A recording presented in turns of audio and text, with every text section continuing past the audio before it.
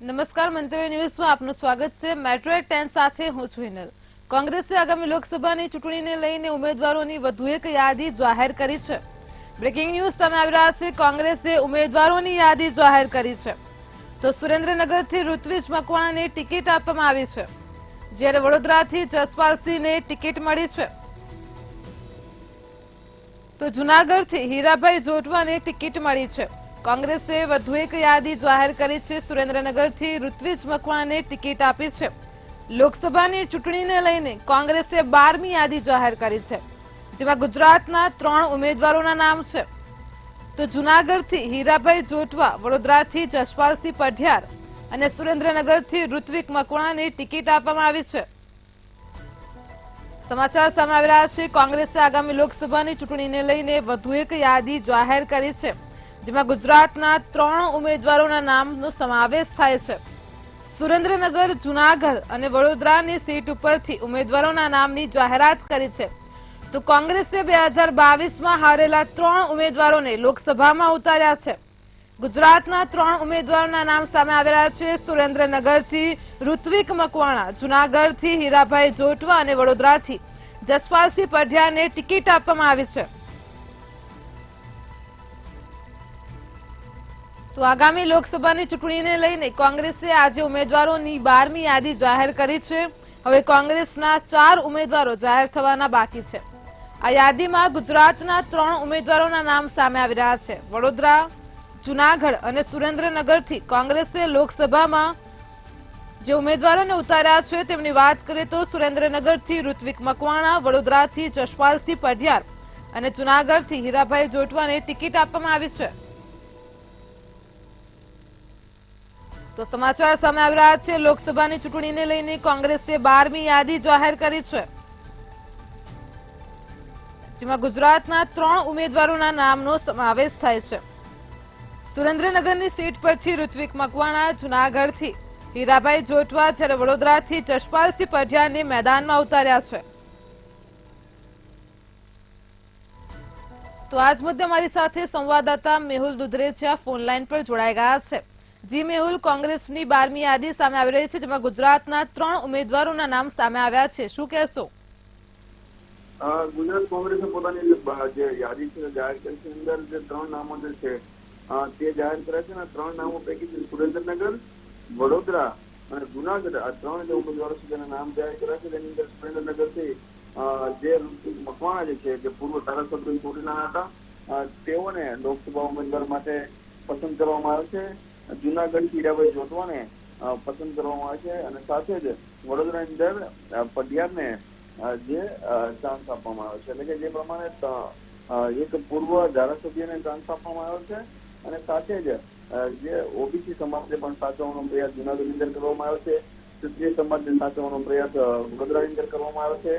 3 નામો જે છે જાહેર થઈ ચૂક્યા છે। હજુ આગામી 4 નામો જે છે તે ટૂંક જ થોડા દિવસની અંદર જાહેર થશે। ફક્ત 4 નામ જાહેર થવાની સાથે જ કોંગ્રેસની પોતાની જે યાદી છે 24 ઉમેદવારોની તે પૂરી થઈ જશે। જી મેહુલ, આજે 3 નામો સામે આવી રહ્યા છે, તેમાં માહિતી છે કે કોંગ્રેસે 2022માં હારેલા આ 3 ઉમેદવારોને હવે લોકસભામાં ઉતાર્યા છે, તો આગામી ચૂંટણીમાં કેવો જંગ જોવા મળશે? જે પ્રમાણે 3 દાવેદારો છે તે ભૂતકાળમાં ચૂંટણીની હારનો સામનો કરી ચૂક્યા છે, અને સાથે સાથે અત્યારે કોંગ્રેસ પાસે કોઈ લોકપ્રિય નેતા નથી, અથવા તો કોઈ એવા સારા નેતા નથી કે જેના લીધે કોંગ્રેસ જીતી શકે, પરંતુ આજે તમામ જે અનુભવી જે વ્યક્તિઓ જે છે તેને ફરી મેદાનમાં ઉતારવામાં આવે છે।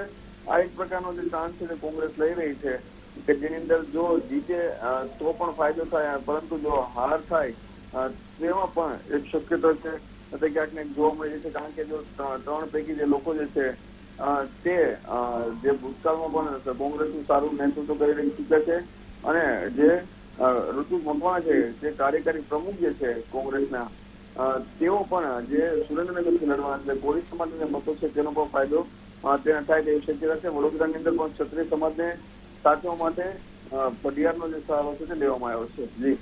જી મેહુલ, સમગ્ર માહિતી બદલ આભાર।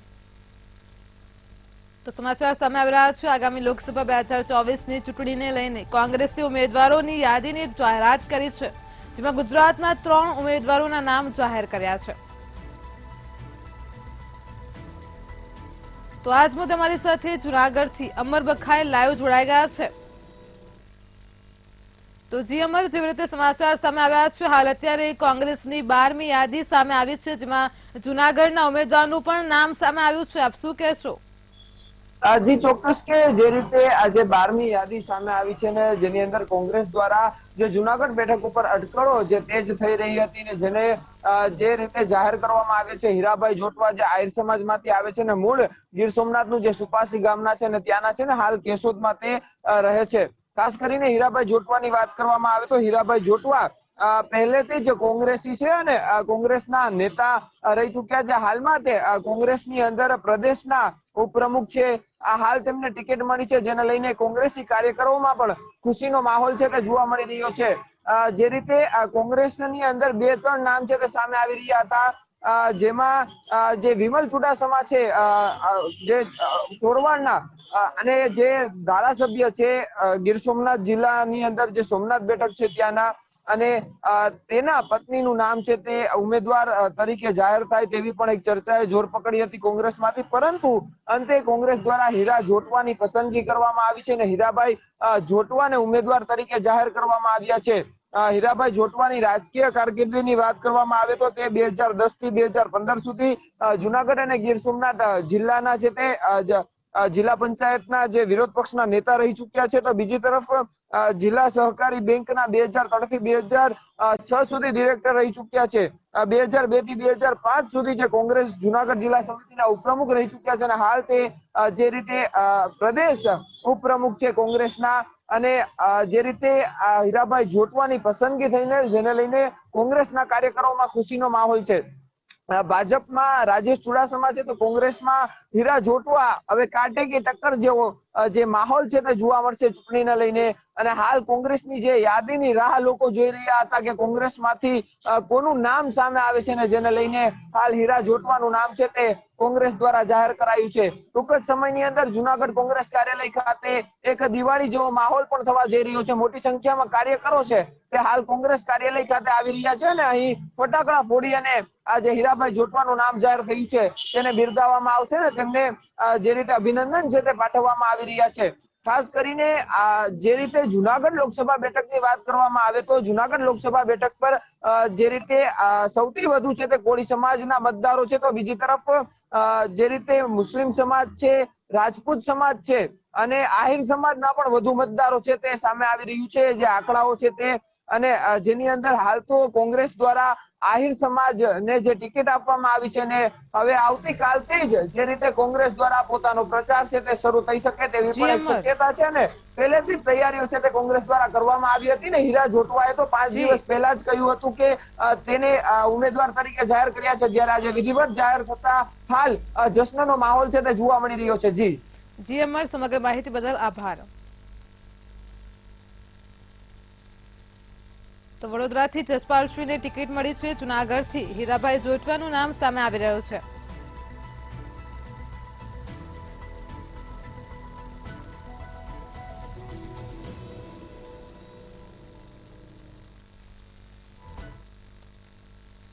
સુરેન્દ્રનગરથી કોંગ્રેસના ઉમેદવાર ઋત્વિક મકવાણાને ટિકિટ મળી છે। આગામી લોકસભા 2024ની ચૂંટણી માટે સમાચાર સામે આવી રહ્યા છે। સુરેન્દ્રનગરથી ઋત્વિક મકવાણાને ટિકિટ મળી છે, તો ન્યાયયાત્રામાં આપેલ ઋત્વિક મકવાણાનું જૂનું નિવેદન સામે આવી રહ્યું છે। મેં લોકસભા ચૂંટણી માટે ઈચ્છા વ્યક્ત નથી કરી, મારે રાજ્યના રાજકારણમાં જ રહેવાની ઈચ્છા છે। નિવેદન સામે આવી રહ્યું છે। ન્યાયયાત્રામાં આપેલ ઋત્વિક મકવાણાનું જૂનું નિવેદન આપણી સામે આવી રહ્યું છે। કોંગ્રેસે લોકસભા માટે 12મી જે ઉમેદવારોની યાદી જાહેર કરી, જેમાં ગુજરાતમાં સુરેન્દ્રનગરના ઉમેદવાર તરીકે ઋત્વિક મકવાણાને ટિકિટ આપી છે। તો ન્યાયયાત્રામાં આપેલા ઋત્વિક મકવાણાનું જૂનું નિવેદન આપણી સામે આવી રહ્યું છે। તેઓ જણાવી રહ્યા છે કે મેં લોકસભા ચૂંટણી માટે ઈચ્છા વ્યક્ત નથી કરી, મારે રાજ્યના રાજકારણમાં જ રહેવાની ઈચ્છા છે।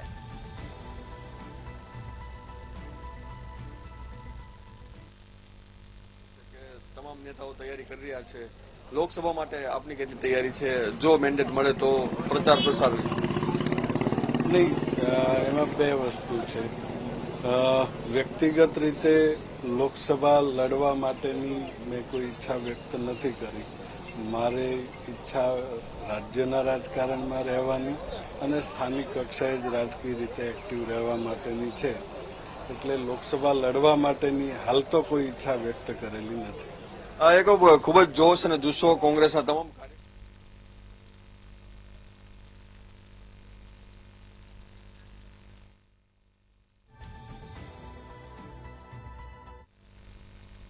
કોંગ્રેસ પાર્ટીમાં સભ્યો તૂટવાનો સિલસિલો યથાવત જોવા મળ્યો છે. આગામી ચૂંટણીનો માહોલ છે, રાજકારણ ગરમાઈ રહ્યું છે, તો કોંગ્રેસ પક્ષમાં સભ્યો તૂટવાનો સિલસિલો યથાવત જોવા મળી રહ્યો છે.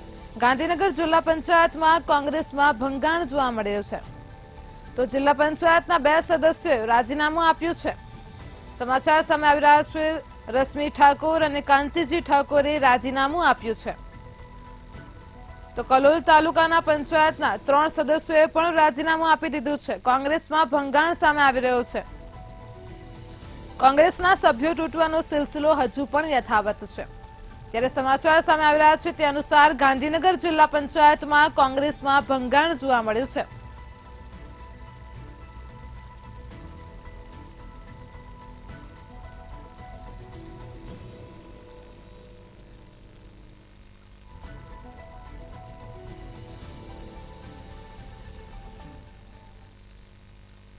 રાજકોટથી ચૂંટણીને લઈને મોટા સમાચાર સામે આવી રહ્યા છે. તો વાત કરીએ તો અત્યારે જે સમાચાર સામે આવી રહ્યા છે ચૂંટણીને લઈને સૌથી મોટા સમાચાર રાજકોટથી સામે આવી રહ્યા છે. ક્ષત્રિય સમાજની જાહેર સભા નહીં યોજાય. તો 6 અથવા 7 તારીખના રોજ યોજાનાર ક્ષત્રિય સંમેલન હાલ મોકૂફ રાખવામાં આવ્યું છે. આગેવાન પીટી જાડેજાએ ટેલિફોનિક વાતચીત કરી છે. ચૂંટણીનું ફોર્મ ભર્યા બાદ સંમેલન અંગે નિર્ણય કરાશે. તો ક્ષત્રિય સમાજનું સંમેલન હવે મોકૂફ રાખવામાં આવ્યું છે. સમાચાર સામે આવી રહ્યા છે રાજકોટથી. આગામી ચૂંટણીને લઈને સૌથી મોટા સમાચાર સામે આવ્યા છે. ક્ષત્રિય સમાજની જાહેર સભા હવે નહીં યોજાય. તો આગામી 6 અથવા 7 તારીખે યોજાનાર આ ક્ષત્રિય સંમેલનની જે સભા છે તેને હાલ મોકૂફ રાખવામાં આવી છે.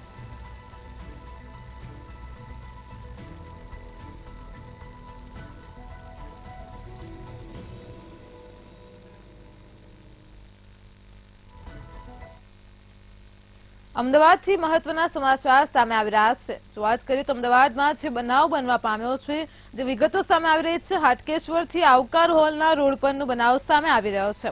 મોપેડ પર યુવક અને યુવતી બીભત્સ ચેનચોળા કરતા નજરે પડ્યા છે. તો બીભત્સ ચેનચોળાનો વિડીયો વાયરલ થયો હતો. અમદાવાદથી સમાચાર સામે આવી રહ્યા છે. વિડીયોના આધારે ટ્રાફિક પોલીસે આ બંનેની ધરપકડ કરી છે. તો એક યુવતી અને 2 યુવક સહિત 3 શખ્સોની ધરપકડ કરવામાં આવી છે. હાટકેશ્વર પાસે આવકાર હોલ બ્રિજ ઉપરનો જે વિડીયો વાયરલ થઈ રહ્યો હતો તેમાં જે બનાવ સામે આવ્યો છે, યુવક અને યુવતી બીભત્સ ચેનચોળા કરતા વિડીયોમાં નજરે પડ્યા હતા. જે વિડીયો પણ સોશિયલ મીડિયામાં વાયુ વેગે ખૂબ વાયરલ થયો હતો. તો પોલીસે કાર્યવાહી કરી છે. બીભત્સ ચેનચોળા કરતા એક યુવક અને યુવતી સાથે અન્ય એક શખ્સની અટકાયત કરી છે. આ વિડીયોના આધારે ટ્રાફિક પોલીસે આ ત્રણેયની ધરપકડ કરી છે. તો એક યુવતી અને 2 યુવક સહિત 3 શખ્સોની પોલીસે ધરપકડ કરી છે. અમદાવાદથી સમાચાર સામે આવી રહ્યા છે. હાટકેશ્વરથી આવકાર હોલના રોડ પરનો જે બનાવ સામે આવ્યો હતો તેમાં યુવક અને યુવતીની પણ ધરપકડ કરવામાં આવી છે. મોપેડ પર ચાલુ મોપેડ પર આ યુવક યુવતી બીભત્સ ચેનચોળા કરતા નજરે પડ્યા હતા.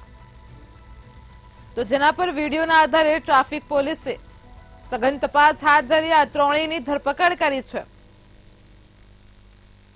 અવારનવાર આપણી સામે આવી રીતે વિડીયો સામે આવતા હોય છે, જ્યારે ચાલુ વાહન પર સ્ટન્ટ થતા હોય છે, બીભત્સ ચેનચોળા થતા હોય છે.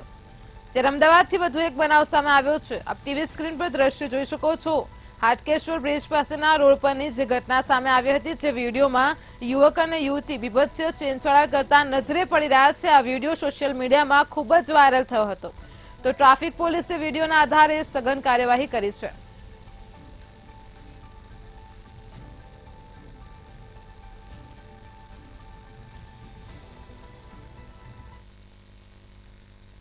સુરતના માંડવીથી એસીબીની સફળ ટ્રેપને લઈને સમાચાર સામે આવી રહ્યા છે. તો માંડવીમાં એસીબીની સફળ કાર્યવાહીને લઈને જે સમાચાર સામે આવ્યા છે, માંડવી ખાતે ડેપ્યુટી સરપંચ તાલુકા પંચાયતના સભ્યો ઝડપાઈ ગયા છે. તો એસીબીના છટકામાં બંને આરોપી ઝડપાયા છે. જે સમાચાર સામે આવી રહ્યા છે સુરતથી. પાતલ ગામના ડેપ્યુટી સરપંચ ભૂપેન્દ્ર ગામિતને ઝડપી પાડ્યા છે.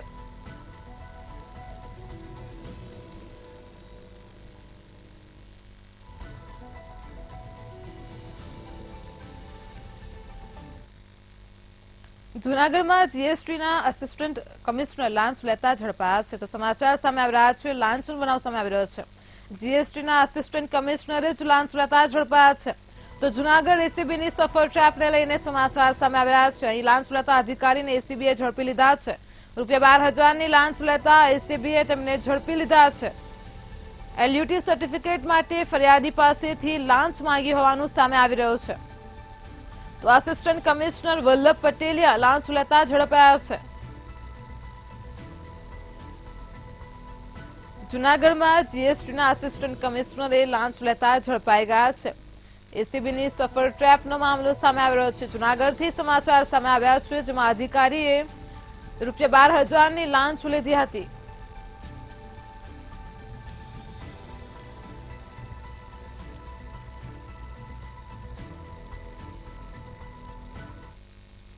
ભાવનગર એસઓજીએ હથિયાર સાથે એકની ધરપકડ કરી છે. સમાચાર સામે આવી રહ્યા છે. ભાવનગરથી એસઓજીએ કાર્યવાહી હાથ ધરી છે. હથિયાર સાથે એકની ધરપકડ કરી છે. તો ધંધુકા ગામના બજોરડાના રહેવાસીને બંદૂક સાથે એસઓજીએ ઝડપી પાડ્યો છે. ઉમરાળાના ખીજોડિયા ગામેથી ઈસમને ઝડપી પાડ્યો હોવાનું સામે આવી રહ્યું છે. તો કાસમ અહેમદ જંગી નામના શખ્સને એસઓજીએ પકડી પાડ્યો છે. હથિયાર બંદૂક સાથે તેને પકડી પાડવામાં આવ્યો છે. ધંધુકા ગામ પાસેનો બનાવ સામે આવી રહ્યો છે. તો ભાવનગરમાં એસઓજીએ હથિયાર સાથે એકની ધરપકડ કરી છે.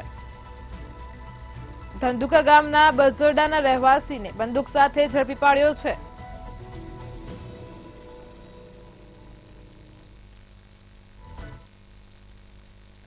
ભાવનગર ઘોઘા મામલતદારે પીપળિયા પુલ પાસેથી ખનીજ ચોરી કરેલ ડમ્પરને ઝડપી લીધા હતા.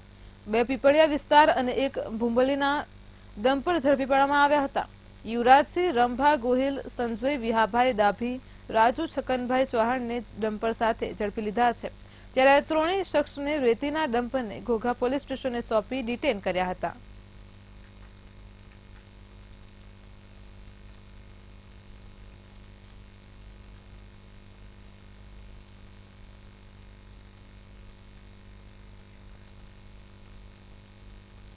જામનગરના એડવોકેટની હત્યાના પ્રકરણમાં જિલ્લા પોલીસ વડા દ્વારા સીટની રચના કરાયા બાદ વધુ એક આરોપીઓને ઝડપી લેવાયા છે. તો મૃતકના ભત્રીજા નિર્મામુદ પલેજાએ સાયચા ગેંગના 15 શખ્સ સામે ફરિયાદ નોંધાવી હતી. તે પ્રકરણમાં એસપી દ્વારા સીટની રચના કરવામાં આવી હતી. જે ટીમ દ્વારા આજે વધુ 2 આરોપીઓ ગુલામ જુસફ સાયચા અને એઝાઝ ઉમર સાયચાની ધરપકડ કરી લેવામાં આવી છે. આ બંનેને રિમાન્ડ પર લેવા માટે કાર્યવાહી હાથ ધરાઈ છે. આ પ્રકરણમાં કુલ ધરપકડનો આંક 10નો થયો છે. હજુ 5 આરોપીઓની શોધખોળ ચાલુ છે.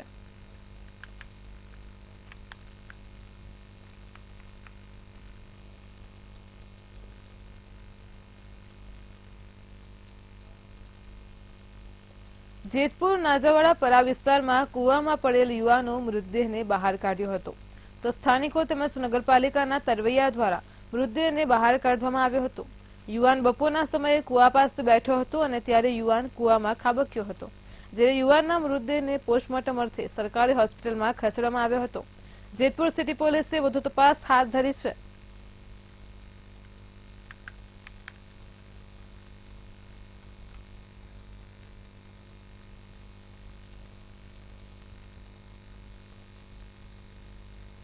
અમદાવાદમાં ગુજરાત યુનિવર્સિટીની પરીક્ષામાં છબરડો સામે આવ્યો છે. આવતીકાલનું જે પેપર હતું તે આજે પૂછી લેવાતા મામલો ગરમાયો છે.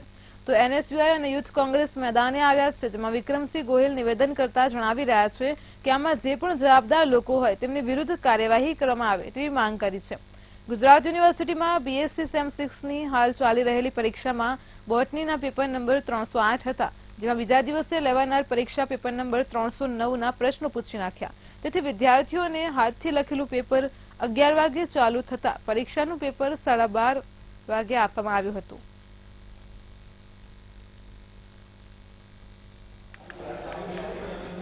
આજ રોજ ગુજરાત યુનિવર્સિટીની બહુ મોટી ગંભીર બેદરકારી બહાર આવી છે.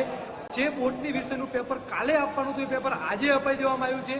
આ પેપર વિદ્યાર્થીઓ જોડે પહોંચ્યું, જ્યારે વિદ્યાર્થીઓ જુએ છે ત્યારે ખબર પડે છે કે આવતીકાલનું પેપર છે, આજનું નથી. ત્યારે યુનિવર્સિટી તંત્રને ખબર પડે છે અને આ પેપર એક સેન્ટર ઉપરની 4 થી 5 સેન્ટર ઉપર પહોંચી ગયું હતું. એટલે ક્યાંક ને ક્યાંક યુનિવર્સિટી ગંભીર બેદરકારી છે. આની અંદર વીસી હોય, રજિસ્ટ્રાર હોય કે પરીક્ષા નિયામક હોય, તમામને આ બાબતે રાજીનામું આપી દેવું જોઈએ. આજે બીએસસી સેમેસ્ટર 6 ની પરીક્ષા જે પેપર નંબર 308 છે એની અંદર પેપર નંબર 309 નો વિષય પૂછવામાં આવ્યો અને પેપર નંબર 9 જે છે એ વિદ્યાર્થીઓનું પેપર આવતીકાલે હતું, જેની જગ્યાએ આજે પેપર નંબર 308 આજે પૂછવામાં આવ્યું, જેના કારણે પરીક્ષા 1 કલાક મોડી શરૂ કરવામાં આવી. જે પરીક્ષાની 11 વાગે ચાલુ થાય છે એ પરીક્ષા 12:30 વાગે ચાલુ કરવામાં આવી અને હાથથી લખેલું પ્રશ્નપત્ર તમામ સેન્ટરો પર પહોંચાડવામાં આવ્યા, જેના કારણે વિદ્યાર્થીઓ 1 કલાક લેટ થયા. ભાવનગરના વલ્લભીપુરમાં દલિત યુવાન પર લાકડી વડે હુમલો કરવામાં આવ્યો હતો અને ત્યારે યુવાન પર હુમલો કરી 50,000ની લૂંટ કરી 3 અજાણ્યા શખ્સો નાસી ભાગ્યા હતા. બાઇક લઈને યુવાન જઈ રહ્યો હતો ત્યારે લૂંટારોએ બાઇક નીચે તેને પાડી દઈ લૂંટ ચલાવી હતી. ત્યારે ઇજાગ્રસ્ત યુવાનને સારવાર અર્થે વલ્લભીપુર સિવિલ હોસ્પિટલમાં ખસેડવામાં આવ્યો હતો. વલ્લભીપુર પોલીસને જાણ થતાં જ પોલીસ હોસ્પિટલ ખાતે દોડી આવી હતી.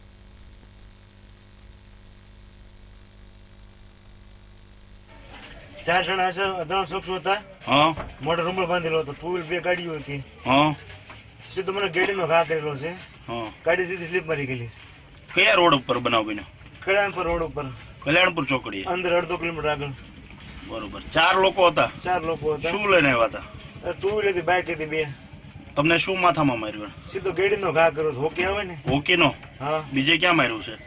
ગાડી સ્લીપ મારી ગઈ, સીધું પાછા પગ ઉપર ઘા કરેલો. તમે બાઇક લઈને હતા? બાઇક લઈને હતો. પૈસા કેટલા હતા તમારે? 50,000 રૂપિયા. રાજકોટમાં ઠાકોર કોળી સમાજની બંધબારને બેઠક મળી હતી. વિક્રમ સોરાણીની અધ્યક્ષસ્થાને આ બેઠક મળી હતી. તો વિક્રમ સોરાણી નિવેદન આપતા કહ્યું હતું કે ભાજપના ઉમેદવાર સામે કોંગ્રેસનો ઉમેદવાર જો કોળી સમાજથી હશે તો કોંગ્રેસની જીત નિશ્ચિત છે.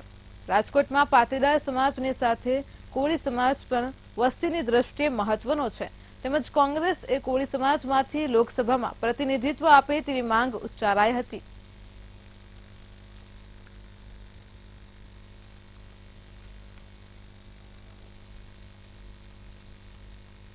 રાજકોટની અંદર કોળી ઠાકોર સમાજની મતદાનની ગણતરી કરીએ તો બીજા નંબરની વોટ બેંક છે. એટલા માટે રાજકોટની લોકસભાની અંદર જે કોંગ્રેસને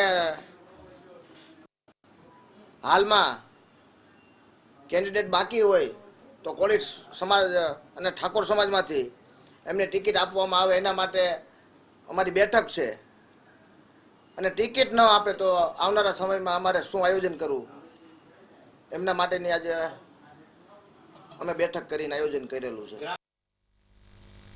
ભાવનગરમાં એપીએમસી માર્કેટ ખાતે લીંબુના ભાવ આસમાને પહોંચવાને કારણે ગૃહિણીઓ રોષે ભરાય છે, તો બીજી તરફ ખેડૂત પણ ભાવ નહીં મળવાને કારણે નારાજ થઈ રહ્યા છે.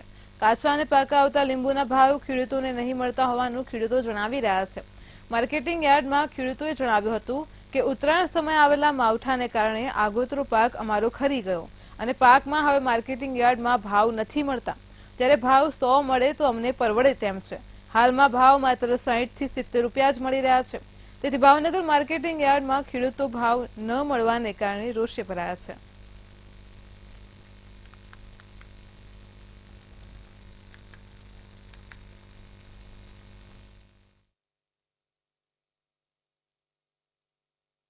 $150 થી 170, 180 બૈરાના બજેટ વિખી ગયા છે. ઘરનું આખું બજેટ વિખાઈ ગયું છે. તો ભાવ કંટ્રોલમાં આવે એ આજીજી કરીએ છીએ.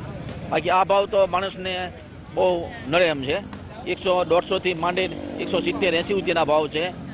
તો ભાવ કંટ્રોલમાં આવે એવી વિનંતી. આમ લીંબુનો ઉપયોગ કેવો લોકો કરતા હોય છે? ઉનાળાની અંદર કેવી માંગણી હોય છે? અત્યારે જો કે ઉનાળો છે અને રમજાન મહિનો ચાલે છે એટલે એનો ઉપાર તો રહેવાનો જ. આ ખેડૂતે જે કાંઈ વાડીઓ રાખેલી હોય તેમને પોષણ થતું નથી, કેમ કે બધેથી આવક શરૂ થઈ ગઈ હોય લીંબુની. તેથી આમાં પૂરતો 100 રૂપિયા તો મિનિમમ લાગડ ભાવ હોવો જોઈએ, કેમ કે 200 રૂપિયા છૂટકનો ભાવ છે. તેથી એની કારણે ખેડૂતને આમાં જે કાંઈ રખાણ થયું હોય એના પૈસા થાય નહીં અત્યારે આ ભાવમાં, કેમ કે મિનિમમ 100 રૂપિયા રેટ હોવો જોઈએ. અમદાવાદ ગુજરાત યુનિવર્સિટી સામે પેપર લીકનો આરોપ લાગ્યો છે. બીજા દિવસનું પેપર આપી દેતા હોબાળો થયો છે. ગુજરાત યુનિવર્સિટીમાં પેપર ડિસ્ટ્રીબ્યુશન સમયે આ ગંભીર ભૂલ થઈ હતી, જેને લઈને વિદ્યાર્થી સંગઠન NSUIએ હોબાળો મચાવ્યો હતો. તેઓએ માંગ કરી છે કે આ ભૂલ એક પ્રકારે પેપર લીક જ કહી શકાય છે અને તે માટે જવાબદાર અધિકારીને સસ્પેન્ડ કરવામાં આવે. ત્યારે રજિસ્ટ્રાર પિયુષ પટેલે જણાવ્યું હતું કે આ એક સામાન્ય ભૂલ છે, પેપર લીકની કોઈ ઘટના નથી. આવતીકાલે પણ સમયસર જ પેપર લેવામાં આવશે.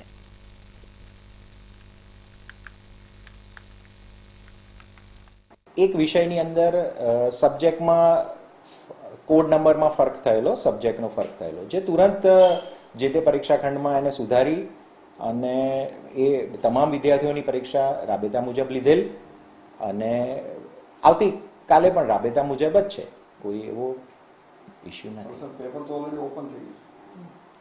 જો પરીક્ષા પદ્ધતિમાં એવું હોય કે પ્રશ્નપત્રો જે છે એ કોન્ફિડેન્શિયલી પ્રિન્ટ થઈ અને જે તે સેન્ટર્સ પર જતા હોય અને એ આખી તમામ પ્રક્રિયા બિલકુલ ઇન્ટેક્ટ છે. યુનિવર્સિટીના જે છબરડા છે જગ જાહેર છે, ત્યારે વધુ એક નવો છબરડો નીકળ્યો છે. અને છબરડો કેવો છે અને કેવા પ્રકારની મોટી ગંભીર ભૂલો કરવામાં આવી છે, NSUIના જે હોદ્દેદારો છે તેના દ્વારા આક્ષેપ કરવામાં આવે છે, પરંતુ મોટી ભૂલ ક્યાંક ને ક્યાંક લાગી રહી. પહેલા તો ઘટના શું થઈ છે? ગુજરાત યુનિવર્સિટીમાં જે બોટનીનું પેપર આપવાનું હતું, એ કાલે પેપર આપવાનું હતું 309 નંબરનું. એ પેપર આજે આપી દેવામાં આવ્યું.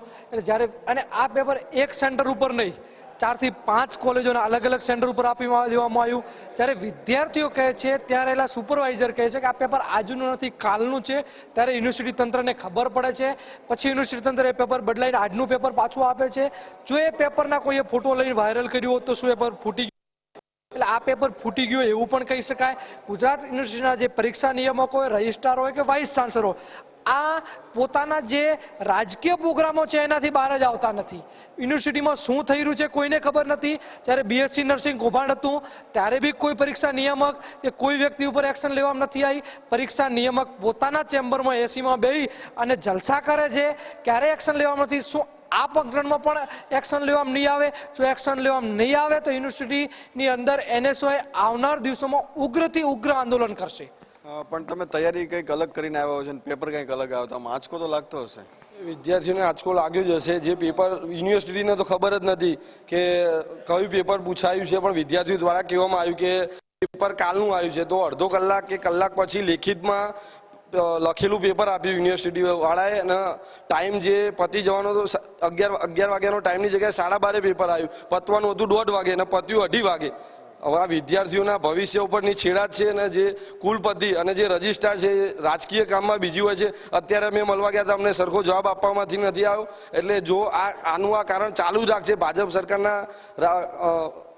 સરકારના રાજકારણમાં જે ચાલુ જ આવ્યું છે, પેપર ફૂટવાનો એક વધુ મુદ્દો સામે આવ્યો છે. આનો જો કોઈ સરકાર કે રજિસ્ટ્રાર જો કોઈ સરખો જવાબ અમને નહીં આપે તો અમે NSUI દ્વારા ઉગ્રમાં ઉગ્ર આંદોલન કરવામાં આવશે. એટલે કે વિદ્યાર્થીઓ છે તેની સાથે જે છેડછાડ જે થઈ રહી છે, જે પ્રમાણે જે પેપર જે છે તે એક પ્રકારે કહી શકાય કે જાહેર થઈ ચૂક્યું છે, ત્યારે નવું પેપર આવતીકાલે આપવામાં આવશે કે કેમ? અથવા જે વિદ્યાર્થીઓનો જે સમય બગડ્યો છે તે અંગે કોઈ નિરાકરણ અથવા કોઈ સંતોષકારક જવાબ જે છે નથી મળી રહ્યો, તેને લઈને NSUI જે છે તે વિદ્યાર્થીઓ માટે ઉગ્ર આંદોલનની ચીમકી પણ ઉચ્ચારી રહ્યું છે. કેમેરામેન કેતન સાથે મેહુલ દુધરેજિયા, મંતવ્ય ન્યૂઝ, અમદાવાદ. મેટ્રો 10માં હાલ આટલું જ. પડે પણની અપડેટ મેળવતા રહો માત્ર મંતવ્ય ન્યૂઝ પર. નમસ્કાર.